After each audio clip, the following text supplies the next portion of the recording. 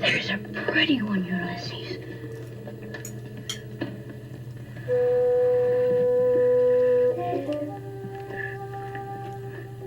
There it is. Well, I'm so excited to have Emeka from Enugu in Nigeria joining us for a discussion of a debut queer novel that is set in Enugu. Emeka, welcome back. Thank you. Thank you, Sean, for having me again. I'm so excited to be back here. Emeka's going to tell us the novel, the title, the author, and a little bit about it, the author, a little bit about the author. Before he does that, I would like to tell a fun story.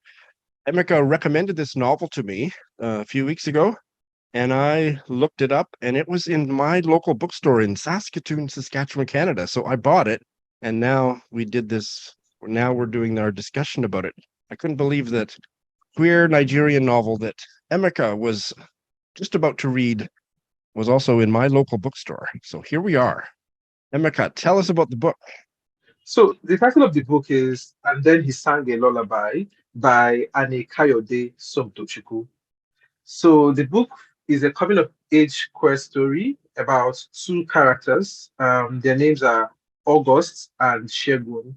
So these are like the book follows their separate lives growing up, coming to terms with their sexuality and how their lives are very much different. So, for instance, it starts with August being born and, him losing his mother in the process of childbirth and having to grow up, with all of that guilt and celebrating his birthday on also his mother's birthday. And we have Shegun on the other side, who is loved by his mother, but he has to he had a difficult time in school, especially in Nigerian secondary school, especially for an effeminate boy. So his upbringing, his coming of age, his story was completely different from August's story because August, on the other hand, is good with sports. His passing and a lot of things. So yeah, and So the masculine. book follows them through university in Enugu, Nigeria. Emeka and I have talked about what we're going to do about spoilers, and we're not going to get into spoilers. So you don't need to worry about spoilers. If we happen to change our mind later in the discussion, you will be amply warned. So don't worry about that.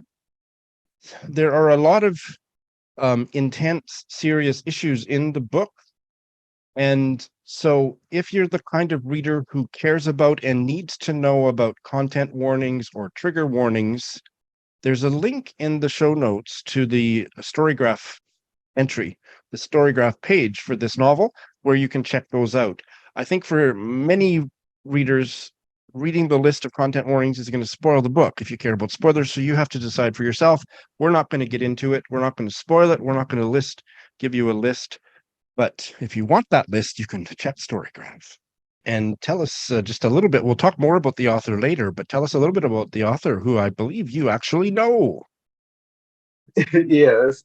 The first time the manuscript of this book won a prize. It won a James Corey Prize before it was published. So that was when I first knew about the book. So the author is an award-winning author, yeah, and he tries to explore queer identity. He fights for the liberation of queer people.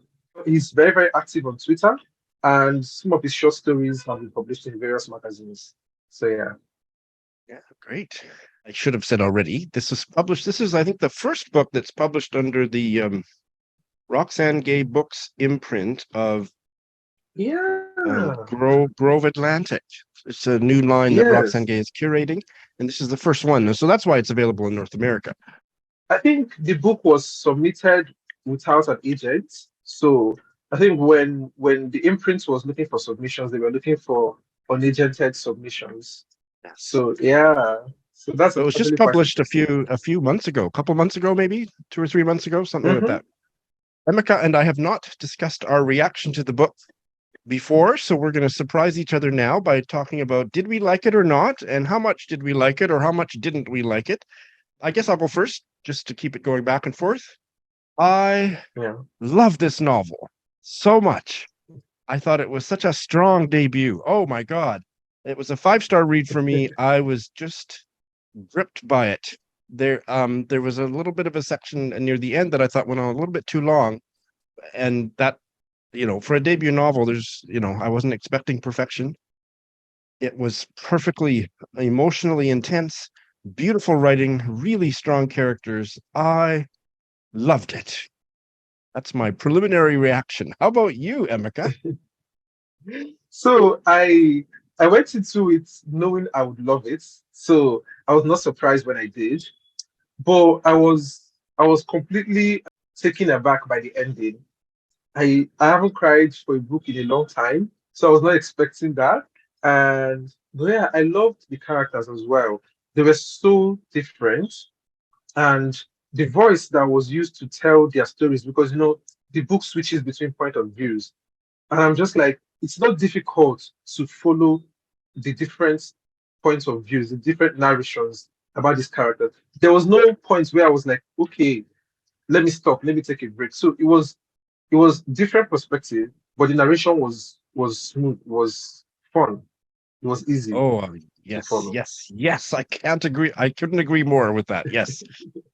Such a strong piece of writing. Yeah.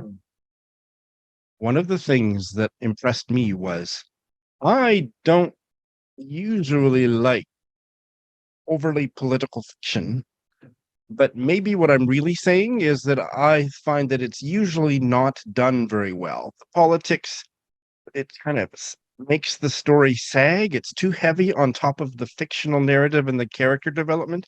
And not in this case. This was really well done. It was a very, uh, not just in terms of queer politics, although that would be the predominant political thread of the story, but also other Nigerian political issues and events in Nigeria were absolutely fascinating to me as somebody who didn't know much about it. And I was Googling all that all the time and thought it was fascinating.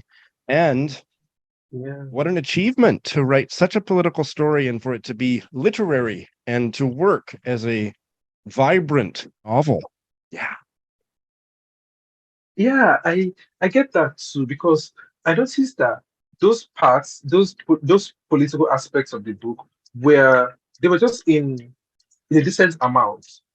So it doesn't take away the story, it doesn't shift the narrative, but it adds a certain flavor to the overall feeling, or the overall idea of the book. Yeah. And I like that, because it also means that the story is conscious to the timeline, because this is early 2000, early 2010, 2014. So the story itself has to be conscious of its time. So that's what I think happened with the politics too. So well done. Tell us a little bit about what was going on in this very recent era, 2014, around queer issues in Yes. particular, but anything else that you'd like to kind of set the backdrop for this story? Okay, so at that period, the current president of Nigeria, then President Goodluck Jonathan, he was, going for re-election, and the same-sex marriage law has been passed in the US, and as a way of, I want to say, as a way of securing the votes of the very conservative lawmakers, you know, they decided that it was time to oppose the bill, to oppose the law in Nigeria, as a way of, standing their religious ground. So that particular point in time, Nigeria passed the Same-Sex Marriage Prohibition Act, which essentially prohibits gay marriage and a lot of other queer-related activities in Nigeria. It's so clear in the way that the characters are talking about it, the way the novel tells that part of the story, that the president, he Yeah. was just using it as an election campaign issue. And there's an American expression that for doing that, ginning up the base. Like you want to get the base, your core support, you want to get them really invested in voting by appealing to their prejudices. And that's what Mhm. this was. Because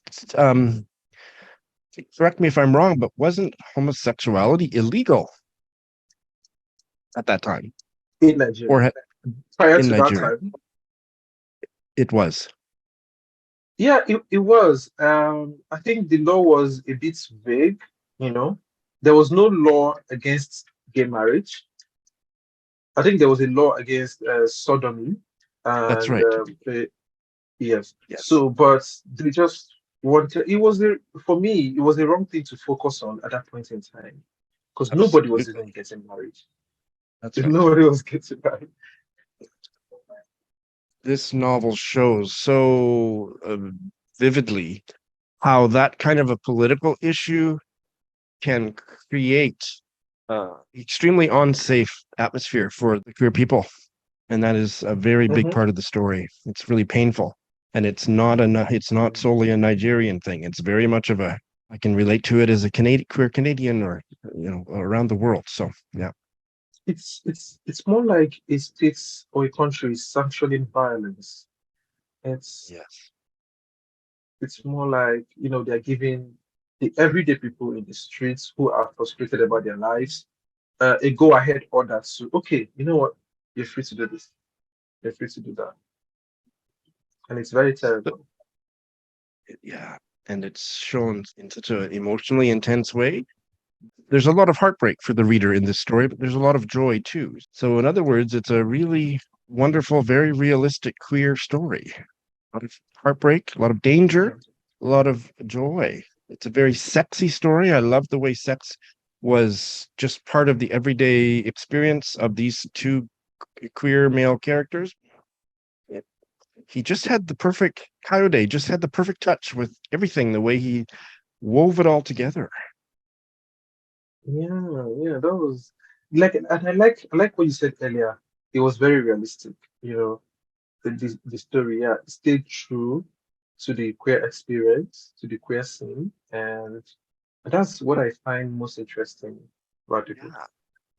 And I cannot tell you how many debut gay novels I've read that tackle these same themes, and it's just flat. It's not full bodied as a fictional narrative. And this so much is a really satisfying work of what I would describe as literary fiction that incorporates all these issues and themes. If this is Yeah, his debut novel, I can't wait to see what he does next. yeah, me too. I'm really so the book is coming out officially in Nigeria this coming month, August. Yeah. So we're getting like a Nigerian version with a different cover that is Yes, different from this. Yeah. So yes, yes, yes, yes. hopefully I So get to also engage with a lot of Nigerian readers around it, like on Twitter Spaces, get that's everyone's right. opinion on it too. That's right. I loved Shegun's, what was the right word? His his way of life. I think that's the better way to describe it. Because Shegu is someone that has been fighting all his life. So he doesn't back away from a fight. So he doesn't August is always like, oh, let's stay low, let's do this, let's keep it low. And Shegu is like, no, nobody's going to give you your freedom if you keep bowing down your head. Nobody's going to take you seriously. So you have to reach in and take it. So I love that about Shegu. And I was so worried about him, but I was also inspired by by how brave he is, So Absolutely. that's one thing. Yes. Although I would say that the book stayed more on different um their different coming of age parts, before they eventually met. So it gave us like that rich background of how their lives were so separate and how life is for queer Nigerians when you're going to secondary school and a lot of all of those things. Did you enjoy reading, about their individual lives? What it was like going through high school? I very much did. I was wondering about it at first, though. And one of my flaws as a reader is that sometimes I don't pay attention to characters' names. So when it switched from August at the beginning of the novel, from August to Shegun, I didn't notice that there was a different name. And so I thought it was the same person. And I was thinking, but I thought his mother was dead. What's going on? And then I went back, oh no, this is a new character. And that's, I'm just bad about characters' names. But once I got it clear, I thought the backstory of each of their lives up until the point that they met at university was really long. And by the time I got to the end of it, I thought it was the perfect length. That all of that was so important and so interesting. It was a little bit unorthodox to not have the two main characters meet until that point in the novel, but it worked perfectly for me. Yeah, I feel like it gives a very strong foundation to the book. This is why. So we know Shegun as a fighter. We know Shegun as someone that is ready to start a protest. But Shegun borrows so much of his strength from his mother, who, from the early story, we know that his mother was always protesting. She was, always calling out the government. She was always ready to be arrested. She was not afraid of going to jail. So I feel like knowing all of those things, knowing so much about their individual childhood, sort of like makes the story to be very rich. At the end, you know these people. At the end, they're not just characters; they're like fully fledged people at the back of your mind. And all of that just amps up or amplifies the joy and the heartbreak that you know them Yeah. so well. Yeah. I love Shegun's mother so much. Yeah, she was she was wonderful. a wonderful woman. So it was so easy to understand where Shegun came by it, honestly. Yeah. And at the risk of repeating myself, I mean the political debates and the not just political debates, but there's lots of scenes of Shegun at his socialist something meeting where he's doing Yeah. most of the talking, and he's so articulate, and it's so interesting to. I just thought again, it didn't feel out of the place. It was perfect expression of his character and how passionate and articulate and brilliant he was. But we also see a lot of private conversations and conflict between him and August about how out to be or how political to be that were just so well done. Mm-hmm. I've said Mm-hmm. it before, but I needed to say And it again because it's one of the real strengths of this book. yeah. But what did you think of August's straight friend, the one that he runs with? Because he Um, was the person I hated the most in the book. yeah, uh, it would have been so easy to write that straight character as a stock character, as a flat character that didn't have any nuance. And I thought he was nuanced. I didn't like him. Um, and I could certainly see why Shegun couldn't stand him. But I could also see why August kept that friendship. And uh, again, there was just something about it that there were so many layers to that relationship and to that character who we don't spend a lot of time with, but he's an important character, especially in August's life at university. I just thought he was a fascinating character. How about you? Well, I was angry at him because I understand why Shegu didn't like him. But at the same time, I I didn't like him either because I felt that he was like a textbook bigot or something. But towards the ending of the book, he has like his own character arc. So, he goes through a lot of things, and yeah, I appreciate him. When I got to the end of the book, I appreciate his character. I appreciated his character. But in the beginning, I was just pissed off. I was just like, I just I need to cancel him out of the book. But yeah. There was so much in the book about what they were both studying, maybe particularly Shegun, but references to Nigerian scholars and writers, and that I was Googling them and thought, oh my God, there's that whole layer of it too that was really exciting for me, who had never heard of any of Yeah. these people, any of these writers, these theoreticians. I like it when a book does that. When when an author does that with their book, to beautifully like weave real life history, real life details into their story. It makes it And for the more interesting. Shegun's studies and intellectual life was a key aspect of his character, and that was shown. You got to find out what he was reading. Yeah, no, I thought that was so well done. Humans were Go ahead. constantly trying to steal his book, and Yes. reading was just a huge part of Shagun's life. It was a very huge part of his life. What did you think of August's sisters? the way they tried to manage August. What did you think of that? Again, just a really nuanced portrayal. Or wasn't it three sisters? Yes, yes. Yes. And we're not going to name them because that's too confusing for people, but there's three sisters, all older because his mother died in childbirth with him.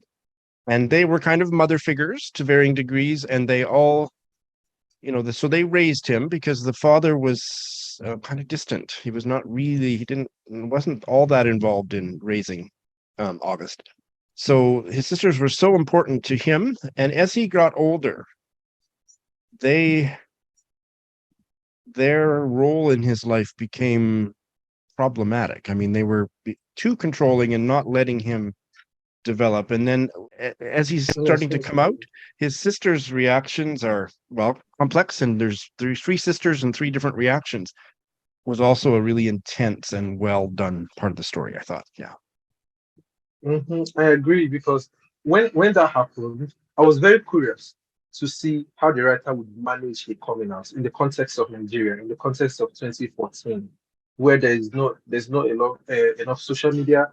It's barely WhatsApp. Unlike now that we there was a time that uh liberates. I've forgotten the LGBTQ hashtag that trended on Nigerian Twitter. So there's like a whole lot of conversation going on around this now, but that was not the case in the timeline of the novel. So, but I think Kayode handled it very well with the three different reactions and post reactions that happened, after August came out. So I think that was some of my favorite parts of the book. Emeka, thank you for putting this novel on my radar. And thank you for this discussion because I feel like I've gotten that much more out of it. I loved it already, and now I love it even more after talking about it with you. Let's do something like this again sometime. Yes, definitely. If I come across more interesting books, I'll just send them to you and we can get to talk about them. Absolutely. Emeka, thank you so much. Yes. All right. Bye.